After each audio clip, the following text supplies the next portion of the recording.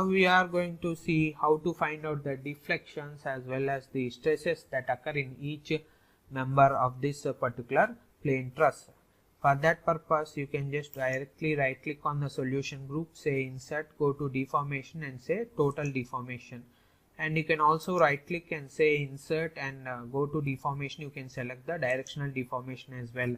As the loads are applied in the negative y direction, most of the deflection may occur in the negative y direction. So I am going to just right click and say evaluate results. So here if I select this total deformation, see the maximum deformation was around 6.72 mm, which in comparison with the length of the say total truss is somewhere around 1, 2, 3, 4, so 4 meters. So with 4 meters of length, 6 mm deflection is not much. Then coming to the directional deformation, we are going to change this from x-axis to say y-axis, and we are going to try to evaluate this particular result once again. And once we evaluate the result, you can see the maximum deflection is occurring in this negative y direction. So we are going to get a deflection of 6, minus means it is in the negative direction. Now we need to find out the stresses that are occurring or that are going to be generated in each member of this particular plane truss structure. But if you just go to the solution and go to the solution toolbar, you just can't click here on stresses, because you see when I click on stresses, what is happening? Nothing is highlighted or no option can be used directly. So what you need to do is you need to right click, say insert, and go to this particular what is known as a beam tool. So once you go to the beam tool, you just select the beam tool group and you can just right click and say evaluate all results. From this beam tools, you will be able to find out the stresses. So if I expand this beam tool, see here, these are the direct stresses. Direct stresses are nothing but the axial stresses that occur in each member of this particular truss.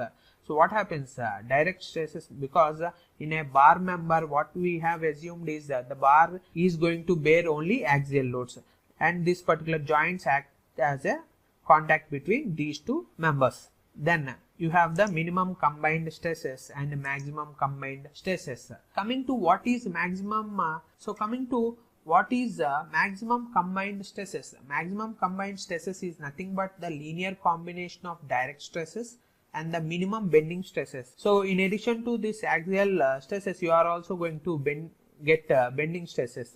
So the minimum combined stresses are nothing but the combination of direct stress as well as the minimum bending stress. Likewise, the maximum combined stresses are nothing but the combination of direct stresses and the maximum bending stresses.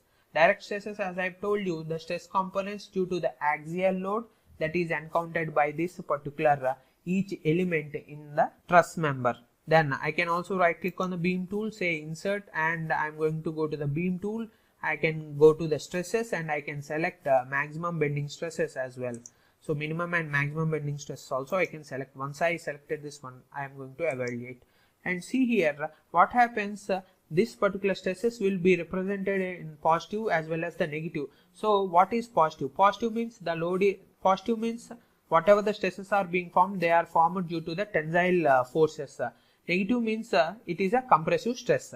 So coming to here, minimum combined stresses, see here there is a combination of both compression as well as the tensile stress in the total structure, and you can also identify where there is tension and where there is compression. You can see here there is a tension in this member and this particular member, but coming to these members, they are under some compression. Once we have found out the deflection as well as the stresses that occur inside this particular truss member, we can also find out the reactions at this particular constraints.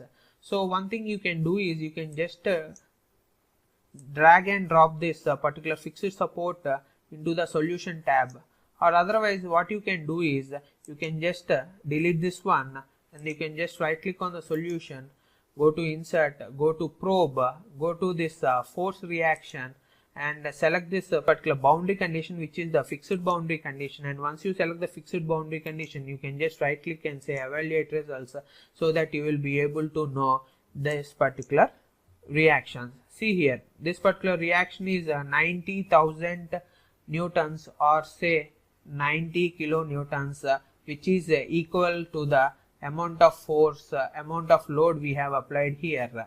So as per the conditions in the linear stress analysis, we have followed the equilibrium condition. In the next lecture, you are going to see how you can perform analysis on a 3D frame. So the main difference between this plane truss and the frame is you are going to have the truss members in the z direction as well.